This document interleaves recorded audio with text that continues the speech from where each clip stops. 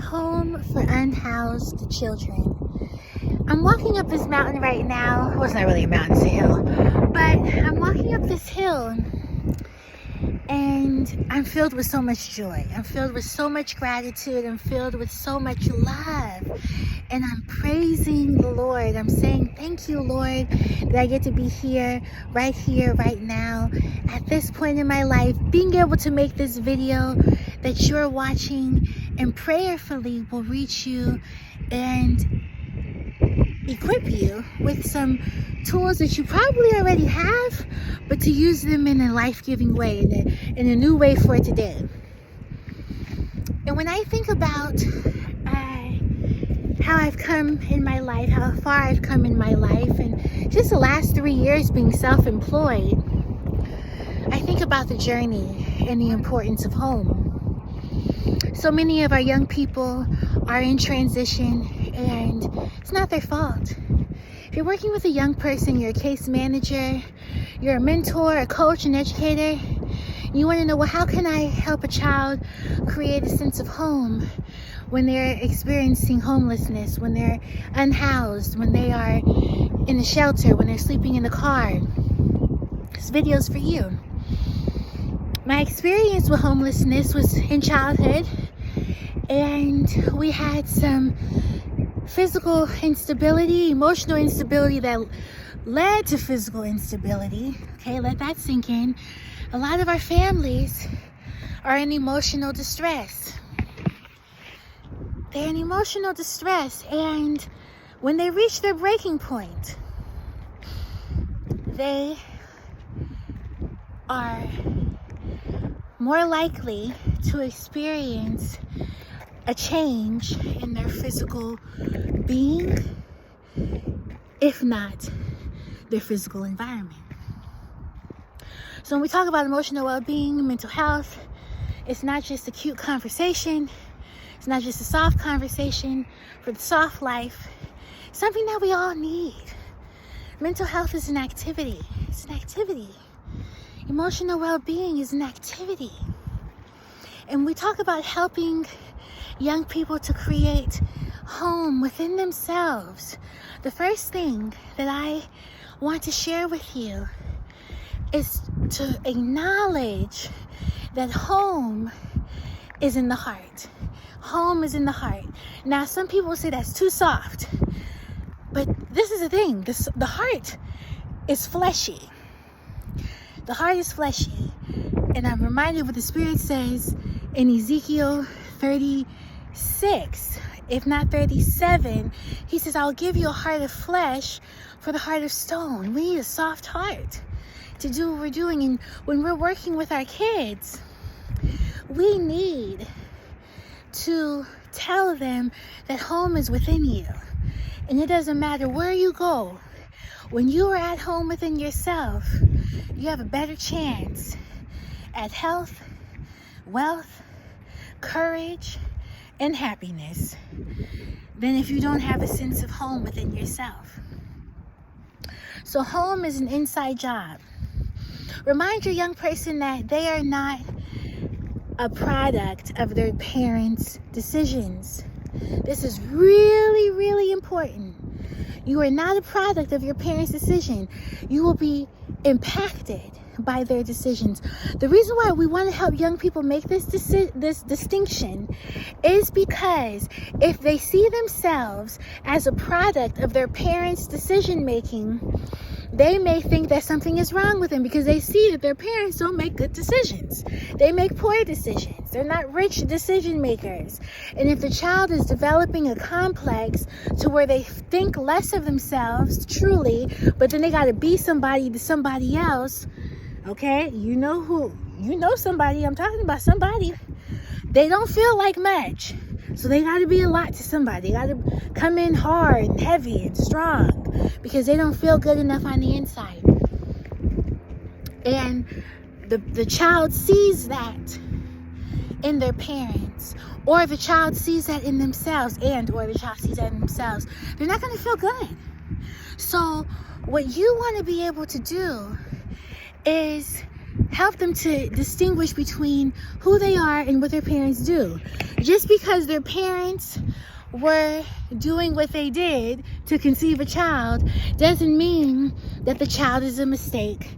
Doesn't mean that everything that the parents do and that is related to the child is the child's fault.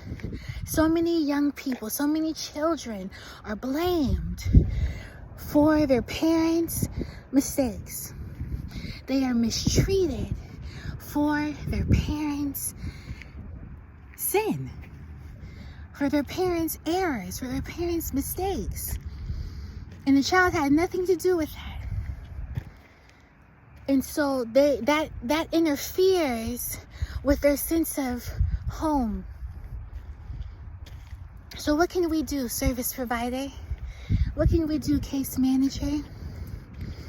Bring them to places that are beautiful, places that remind them that the world is bigger. The world is bigger than what's happening in their house, what's happening in their community. The world is bigger. The world is beautiful. The earth is beautiful. And they are here to be a part of it. They're here to be a part of it. As you help them move into places, and do this in groups. Don't do one-on-ones. Don't do one-on-ones, because that can be sticky. And you, as a person of integrity, you want to make sure that you are beyond suspicion. Okay, don't do anything that arouses people's suspicion. Some people are naturally suspicious. Not talking about them. I'm saying keep yourself clean from somebody saying something about you, someone tarnishing your reputation. So you take out the group, okay? You have fun.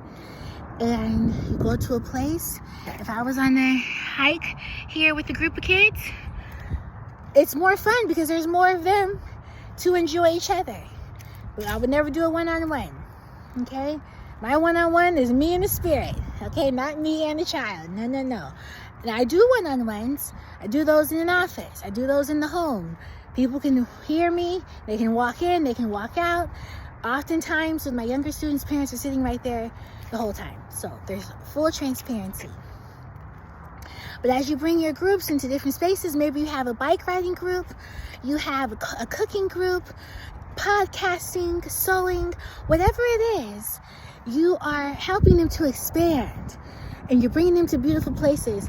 And the reason why we're doing this is for them to feel a sense of awe and a sense of gratitude. Having that sense of awe and that sense of gratitude, that is a habit of mind. And research the habits of mind. Look it up. Habits of mind are really powerful. It's another framework for helping us to understand what's happening internally, okay? So that habit of mind of being in awe, being in wonder. You bring young people, you bring children to those environments where they can be in awe. They begin to internalize that. And if you watched my video on how can I, sustain their attention, or how can I keep their attention for high schoolers when they do something great and they're like, oh, what's next? Okay. You want to help them go into environments where they can internalize the beauty around them, and then instead of seeking recognition from so many people, they'll be so filled up with recognizing the beauty around them, the beauty of the people, that they will just be they don't even have room to look for recognition from certain people. They don't have room. Because they're so filled up with joy. They're so filled up with awe. That is so important to helping kids build a sense of home within themselves, because home is a beautiful place, but home is what we make it. And when we're kids, we don't have control. We don't have control over our home environment. That's what makes some homes so risky. When we talk about child development, the home is toxic. That's why children have to be removed. Okay? And then there's some kids who can't be removed, and things happen. Okay? So when we think about home and giving kids a sense of agency over creating home within themselves, We want to remind them that home is a place that we create within ourselves. We can contribute to that sense of home with joy, being in awe, being in a place of wonder and gratitude, and internalizing that, and helping kids to know that they are not the product of their parents' decisions.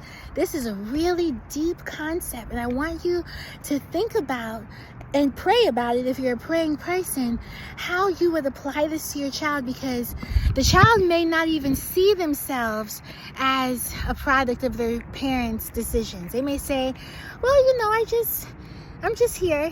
They may not make that connection. They may not see themselves that way.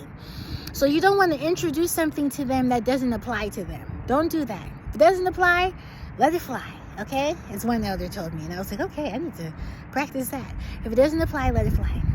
But if you see that this child takes on a lot of responsibility, this child is internalizing, absorbing the mistakes of their parents, then you want to ask them, do you see yourself as a product of the things that they do? How do you see yourself?